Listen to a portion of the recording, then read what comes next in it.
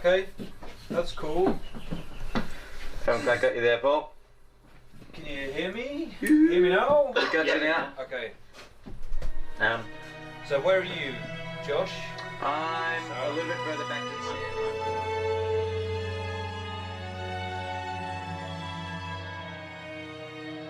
Hi friends, I'm music journalist Mikey Cahill. From Mushroom, this is 180 Grams. This season, the story of Run Home Slow, the second studio album by the Teskey brothers. The band has a conflict resolution process in case things bubble up, and regardless of how well it's working, everyone participates. Liam explains. We try and do everything democratically between the four of us, but then we had Paul, who's kind of like a fifth member of the band. And if someone feels really passionately about a direction or a decision on one thing, we'll just chat about it. And then if that person feels so powerful about that one thing, then we'll agree to let them make the decision instead of just going on a vote system. It's becoming apparent the second album is not going to be Half Mile Harvest 2 in both theory and practicality. Things aren't so easy. Josh, Sam, Brendan, Liam, Paul and Soren are all overwhelmed by the process and increasingly misaligned on creative decisions. That Bird is one song where ideas diverge. Josh wrote it during some downtime in the US. Very simple little song that was very much kind of just finished in the way I thought of it. I kind of wrote that one during some time off in America, and that was a song that after a tour, you know, me and Hannah, my partner Hannah, we took about a month off before going to like a Europe tour. Rather than coming home, we stayed over there, and we hired a van and just drove around Colorado and stuff. And during that time, I was doing a fair bit of just sitting around. Was sitting on the one night, late night, I was sort of sitting on the Colorado River in Utah and sitting in this camper van. And that was one of those songs that just came very easily and really just I thought a really simplistic, beautiful song. So that was something that I'd never wanted to see it go too overproduced and too many just like flavors over the top with the group, you know, putting their 2 cents in on particular songs. It was kind of like, I always wanted that song to be really, just simple and real kind of, very, very basic and just be based around the lyrics there. And that song ended up getting a lot of just stuff buttered over the top. And my job, I felt, was just to try to kind of, all right, what can we take out of this? Rather than sort of, just everyone had a few different ideas to add to it, and it was just felt so like an orchestral piece of things just pumped over it. And for me, it was just battle of trying to sort of pull things back a little bit and get it back to basics of the way I know, almost back to that guitar and singing, and just with a little bit of rhythm behind it. And that's all I felt it needed. So it was a bit of, in the nicest way possible, I was trying to sort of, and it's hard because people, come up with some things that they want to put over the top of it. And in the nicest way possible, I'd have to sort of try to say, I don't really like it. It doesn't need the garnish. This episode, it's mid-December 2018, and the band are halfway through recording Run Home Slow in Sam's Warrandyte studio.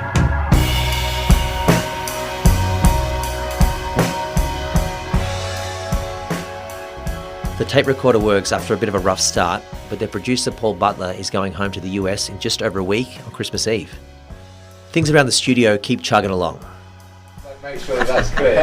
It's not like, it's tuna time during the day. Don't try and make it up.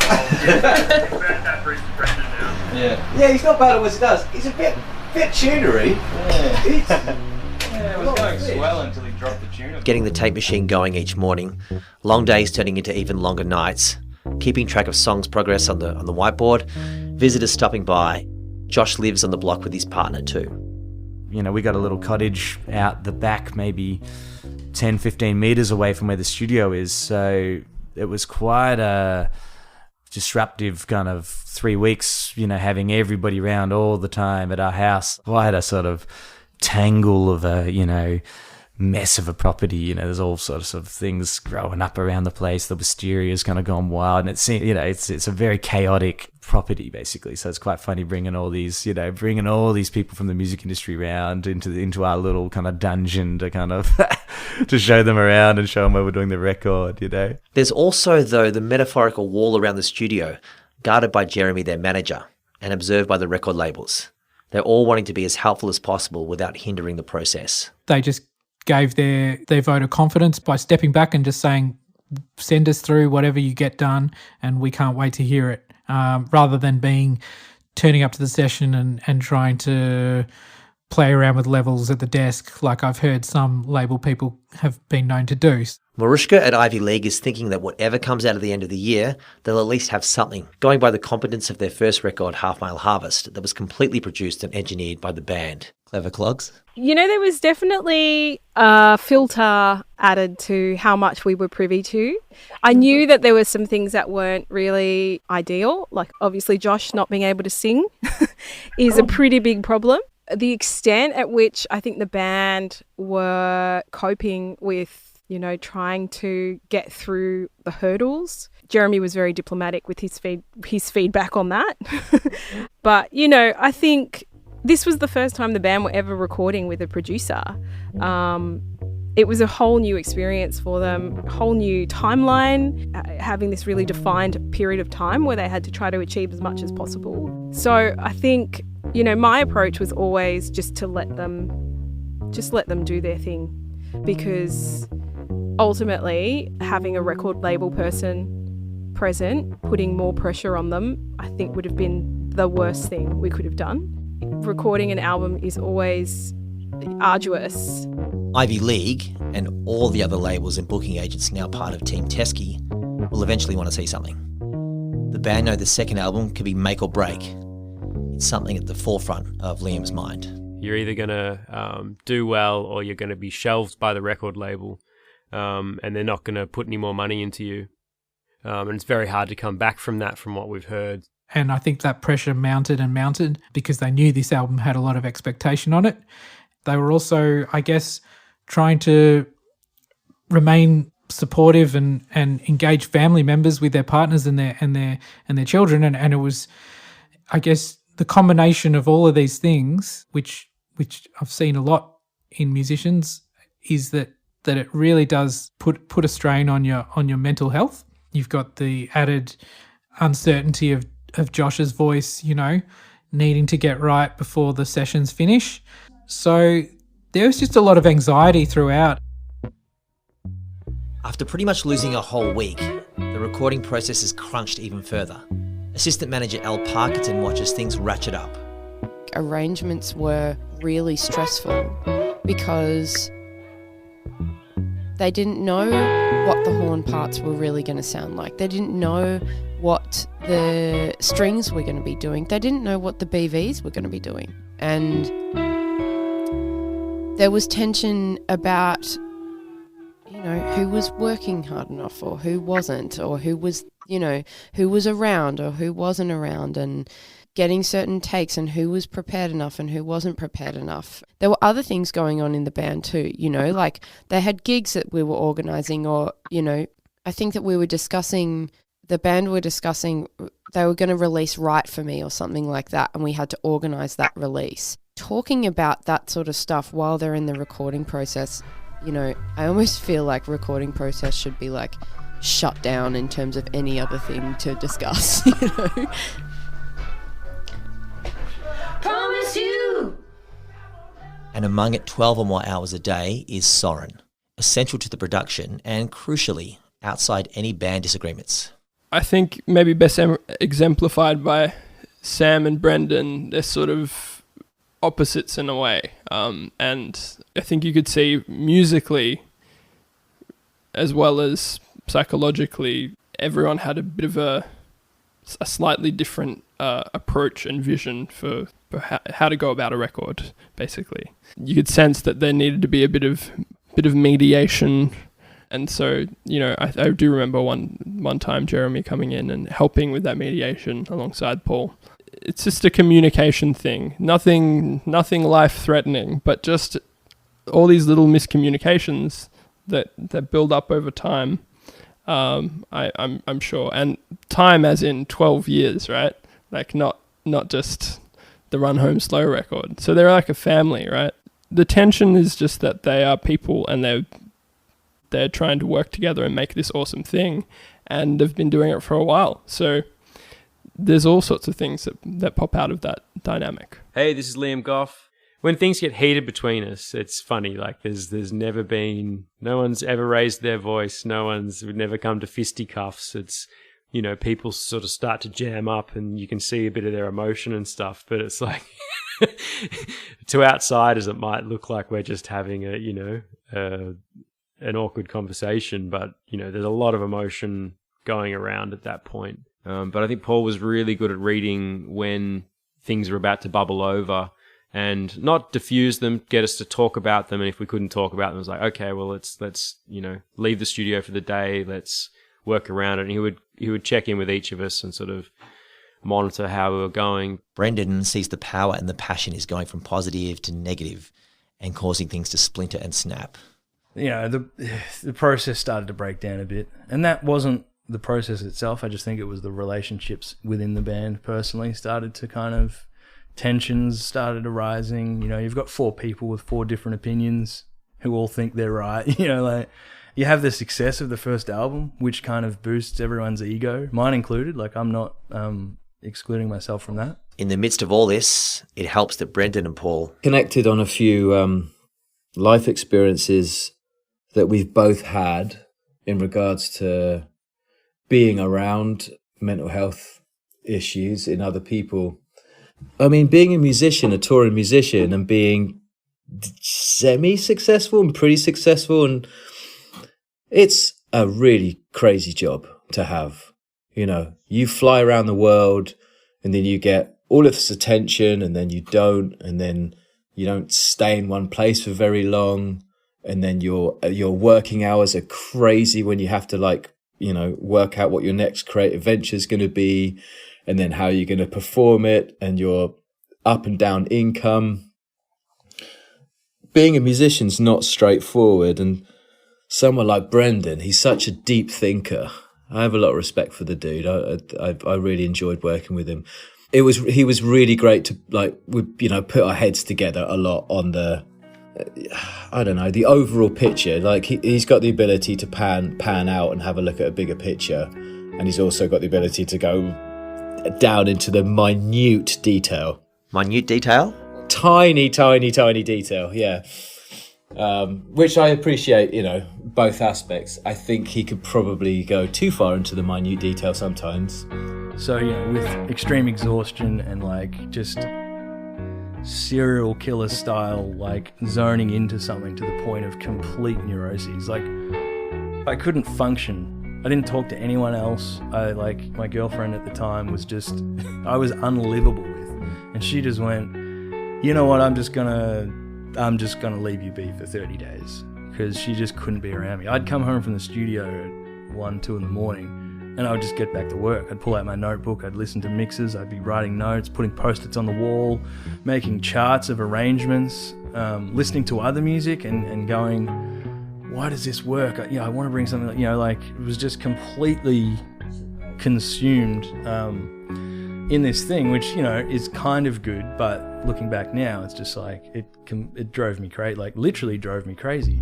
And then as the process went on, he just kind of started doing his, you know, his Zen magic and just started working with each person in different ways and catering to their strengths and weaknesses. Me and him had a very similar kind of obsessive approach to performance and arrangement, and trying to do things differently, like, not just, you know, he went there with the attitude of, well, my job isn't to just re-record these demos exactly as they are. We sort of, you know, we've got to give them something different and a bit more life and push this band in a direction further than what they could achieve on their own, which is the whole point. We wanted to work with a producer, specifically Paul. But there was definitely some moments where I lost my cool, times in the studio where I was just really difficult, you know, and I can, like, and completely my fault and full ownership and responsibility. With passion. Well, passion, but, like, misguided passion, like, you know, exhaustion and just complete focus and, like, perfectionist attitude and being frustrated that other people, you know, I'm just like, it's not good, you know, like, I've always got this, no, it's not near enough is good enough. You know what I mean? I just will not accept that attitude, and that would create a lot of friction. Paul sent me home from the studio more than once because he was just like, dude, you're ruining the vibe, which was hard to hear, and it's hard to be sent away from your own project. But I also respected him enough to know that if he said that, you know, he's such a calm Zen dude. It's like, if he says that, I really have to look at myself. In a moment when he's just too much, Brendon's asked to leave the studio. In sporting terms, he's been told to hit the bench, but what it feels like at the time is that he's been ejected from the game. Josh sees Brendon wind up and unravel at the same time. It's, you know, he was just very stressed by it all. He takes on a lot of these stresses, you know, and he was hard to be around in the studio now because he was just, Brendon was getting so angry about some of these things, and a lot of these parts I'm talking about were the stuff that, you know, Brendon is one of these characters. He likes to put a lot on things, so he comes up with a lot of stuff to put over the top of these songs. You know, so I think he was taking a lot of offense by me saying I don't like some of this stuff, or you know, me and Sam saying, you know, dial it back a bit, and taking it to heart a bit, and was sort of very openly showing a lot of that anger, and was sort of, a lot of the time would just sort of sit around in the studio sort of not doing anything or helping anything, just kind of being angry, you know. So that was some of the moments, I think, where Paul sort of sent him home, or which I think was a great thing, because it just seemed to be, you know, if you're not going to be here and be, you know, basically just bringing in a negativity into the studio. So during this time, which is, you know, we all felt angry at him about at that time, but I also had to sort of remember that he's having a really, later on I kind of realized, you know, he was actually going through a really hard time, was really overloaded with stress, so not to hold that against him, you know, it was just him having a really bit of a breakdown around the stresses of this album. Okay, let me think. Sending Brendon home. Yeah, oh well, yeah, he'd just get a little, you know, passionate about some of the musical decisions, that's all. And this happens a lot, I find, with artists. It's just that sometimes you have to go, shut up and go for a walk. Go and have a drink. Go home. Go and have a sleep. Please go and do anything but be here right now, because this is useless. And I think that happened once or twice, I think, during that really intense period, which really isn't too bad. Around the time of pre-production, I was, you know, I was beginning to, like, so I've always had, like, a sort of propensity towards depressive sort of, you know, feelings and behaviour. I've always had that my whole life, but I've always been able to kind of manage it to the point where it's like, okay, I know it's coming, the storm will pass, and you have your rough periods, you get through it, whatever. And you know, and you put the guise of funny man on, which I'm sure you relate to. You know, you make the jokes, you be the funny guy, as a facade to just get by socially in social situations. Because I'm actually very, I don't want to say antisocial, but very socially anxious person. I avoid most things, and like gigging, like doing gigs for me is actually quite a challenge. Like being on stage is fine, but meeting people after, it's like, it's really tough. It takes its toll. So around August 2018, when we're doing pre-production and all of that stress was beginning to pile on my shoulders, it was, you know, he's this guy that has these sort of depressive tendencies mixed with this ultimate pressure of like 5 things he's trying to manage. And then I just got really bad. I got into a really bad black hole of depression and began to disassociate from situations. And where it was at the pinnacle of it for me was, so all through the recording of the album, I was really bad, but I just was like, just got to get through this. You know, I didn't talk about it to anyone, didn't tell anyone, but like I was coming home and just like couldn't sleep, or was just like crying, or like just punching the wall. Like it was like had these emotions and just did not know how to process them, and was just completely enervated to the point where I was like wanting to do stupid things. You know, just like when your mind gets in that track of like, it's not worth it, fuck it, I want to quit, I'm gonna, you know, like the things that went through my head was just like shocking, but at the time felt so reasonable, you know. With only 1 week to go, Soren puts the practicalities in perspective. we had a lot to get done in the last week. I remember, there was still heaps. Originally we were going to be recording horns and strings and everything in those 3 weeks. And we quickly, well, not so quickly, realized that was maybe a little bit too ambitious, and maybe we'd just focus in on the main parts, the guitars, the drums, the vocals, the parts that the band, the bass, the parts of the band could actually record there and then. I'd say there'd probably be some people that were freaking out. It didn't look good. Jeremy's right. Extra arrangements aside, the band has one more crucial instrument to focus on recording before Paul goes back to California. And it ended up being sort of final week before Josh could really hit the notes he needed to hit. So that was a bit of a cloud hanging over the sessions. Since the start of recording, Josh is only speaking every second day to get his voice back from the nasty cold. Look, as a fan listening to this, you know Josh's voice is perhaps the most integral element to the Teskey Brothers sound. It's what makes them a singular band. Liam refocuses, along with the others, to get as much done in the time left. And getting 2.5 weeks in, we're kind of like, shit, we haven't really got enough done. Okay, we're not going to have time to do strings. Paul's going to have to take the tapes back and do strings back home. Same with horns. We got, I think, half a session in with horns, but we couldn't do it. So we just really had to muscle down and try and get through everything with the 5 of us. Yeah, there was moments where Paul and I would look at each other, or, we'd just be like, are we going to get this over the line? It's really hard to when you're in the moment and it's clouded by all of this emotion and tiredness, and, there's a strange energy, tensions are growing between people in the band. People haven't slept, and, we're running out of time. So it's kind of like, well, are we going to get to work on some of these things that I want to work on or that other people want to work on? Have we put enough time into this? Has that idea been left behind because we didn't have enough time? Things like that. This is cool. Liam wrote and demoed a song, Sun Come Ease Me In, largely left out of recording up until now. It's on the whiteboard, but as work has been scaled back, Paul assumes it's out too. That one, I didn't think that was up for working on. I thought that had been sort of ejected from the list. And then he showed this little bit of excitement, which I think Sam and I were kind of like, oh, okay. So Sam, Paul and I sort of just were like, let's give stuff a go. Sam was very keen to just try and do some fully live stuff and just see what came of it. And we might be able to chop and put things together. And there's lots of experimentation with tempo fluctuations and things, which I'm all for. But in a recording sense, if you're thinking about chopping things together, if you've got a lot of tempo changes, you're kind of narrowing the window of what you can do chopping things together, because you've got all these fluctuating tempos. If Sam wanted the outro, I think, to raise in tempo here and be raising in tempo, and then if we're going to try and cut that down, well, you can't cut sections out, because all of a sudden you've got these steps in tempo which are not going to feel natural. It's not going to have any continuity.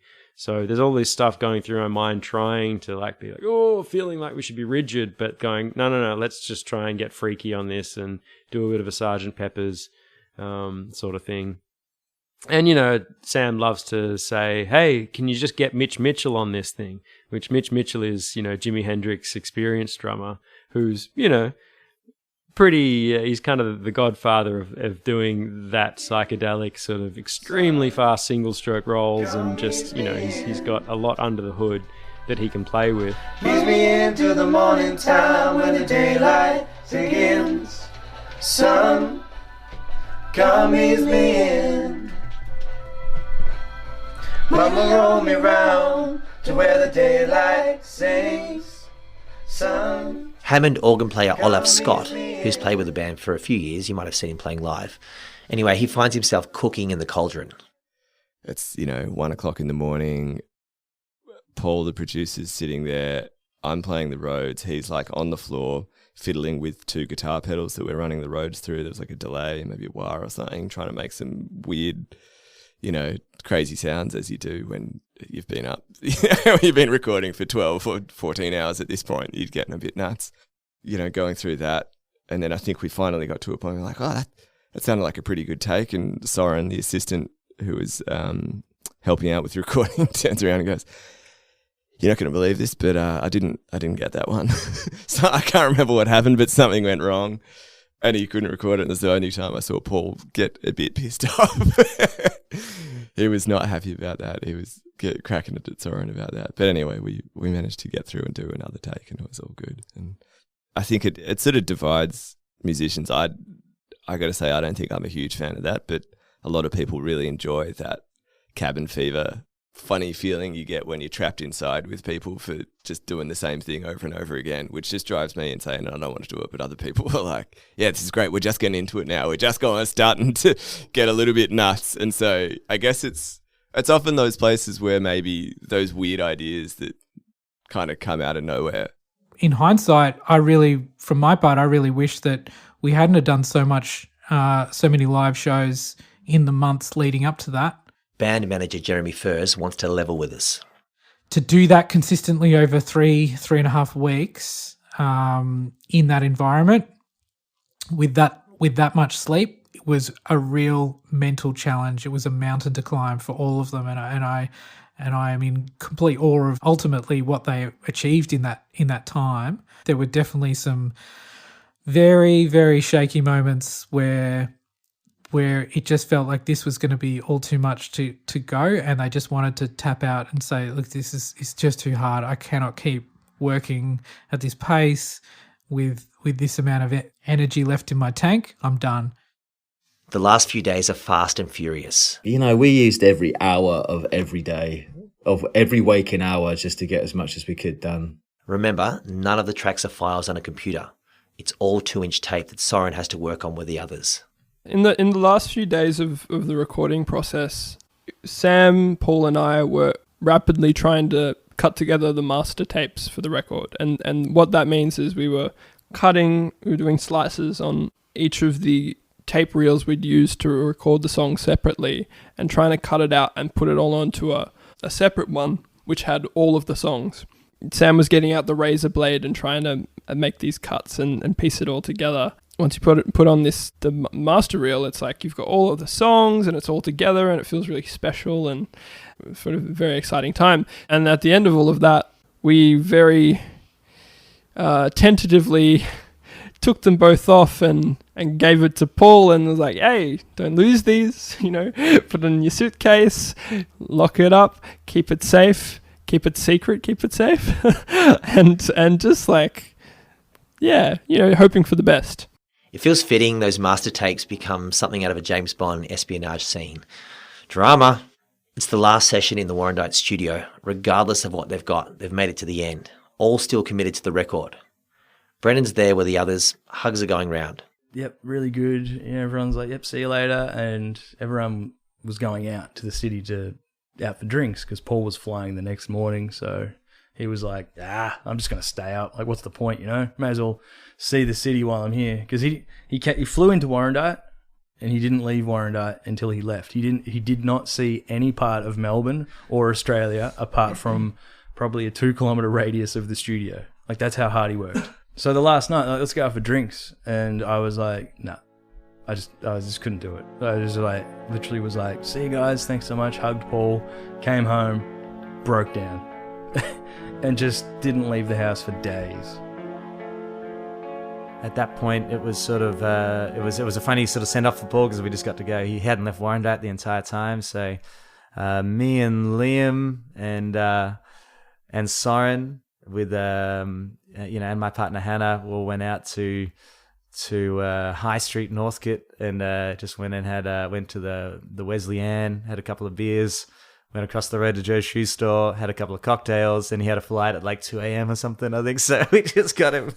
So with a couple of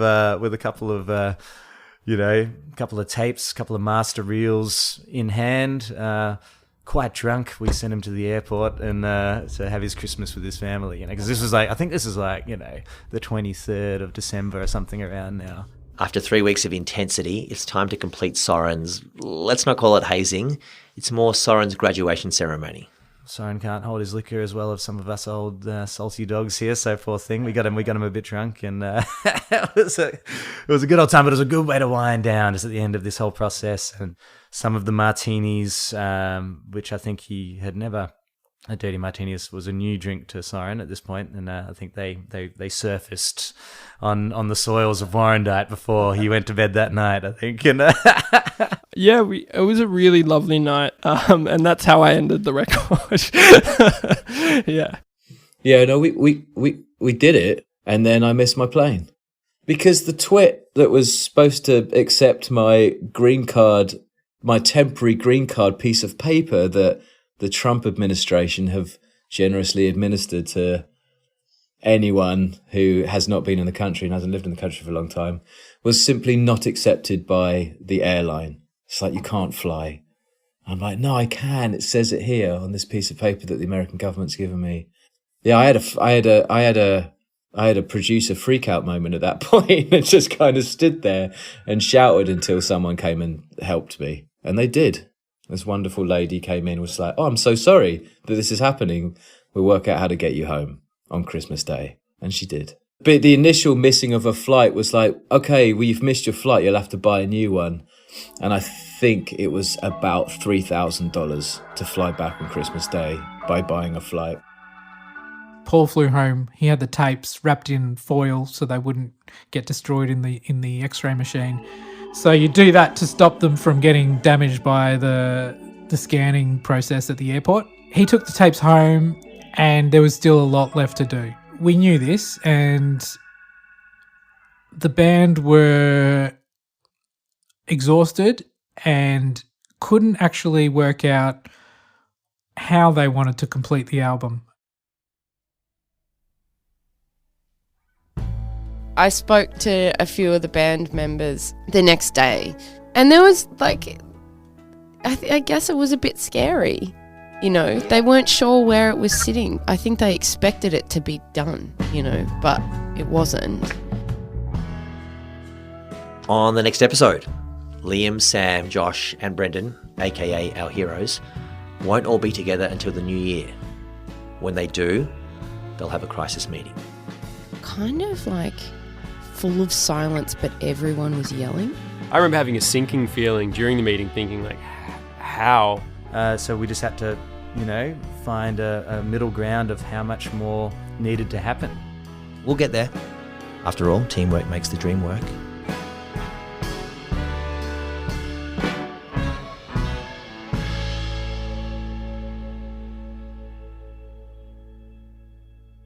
More information is always available in the episode notes. We acknowledge the traditional owners of the land where we have produced this show. We pay our respects to elders past, present and emerging, for they hold the memories and cultures of Aboriginal and Torres Strait Islander peoples within the Kulin Nation. We wish to celebrate the rich history of Indigenous storytelling and hope to uphold this as testament to their eternal influence. 180 Grams is brought to you by the Mushroom Group and hosted by me, Mikey Cahill. Executive producer is Matt Gudinski of the Mushroom Group. Thanks to the following people who worked on this episode: Courtney Carthy, Tom Connellan, Lukas Setyadi, Laura McCully, Dan Baker, Loz Grice, and the whole Mushroom Creative House. Bowlers. And if you're listening on Apple Podcasts, please leave a review in the app or tell a friend you haven't spoken to in a while. Look, you could even use it to reconnect with an estranged family member.